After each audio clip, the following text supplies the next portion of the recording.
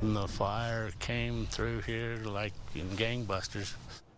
This 4th of July, people living in part of the Wasatch Front hope they don't get a repeat of what they saw last year. This fire, it was a big one. Thought to be caused by fireworks, forced hundreds of people to evacuate in Centerville and in the Bountiful area as well. Yeah, some scary times there last year. Strong winds, dry conditions fueled that fire. Both things that are a concern heading into the July 4th weekend. Ariel Harrison is in the Centerville community tonight. Ariel. The Deuel Creek Fire sparked the night of July 3rd. No one was killed and no homes were damaged, but homeowners now understand the threat and say it's putting them on edge ahead of a weekend filled with fireworks. Just like on the other side of them trees. Todd Openshaw lives in Davis County. He remembers the night vividly the Deuel Creek Fire sparked.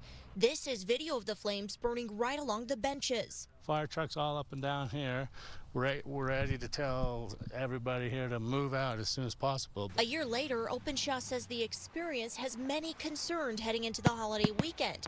Fire teams are already getting a lot of calls.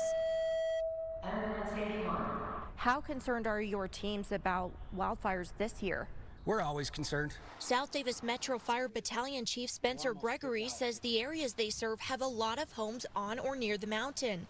And while they're fully staffed leading into the holiday, they're wary of how quickly everything's drying out. This year we've had a lot of water, so everything grew really well, but it's already heating up, so things are drying off quicker than we expected. Do you have any tips or advice for people who live in similar areas to the areas you respond where they're right up against the mountain? Have defensible spaces. If people aren't kind of watching around their homes for tall grasses, things like that, trees that are going and laying right into the rooftops.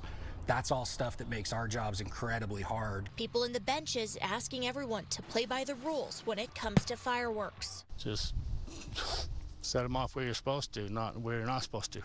I asked the battalion chief how worried they are about the city fireworks shows. He told me they are confident with the teams they have staffed and also the mitigation efforts. It is the recreational fireworks that concerns them. He told me they are just urging people to use an abundance of caution and also asking them to follow restrictions. Reporting in Davis County, Ariel Harrison, KUTV 2 News.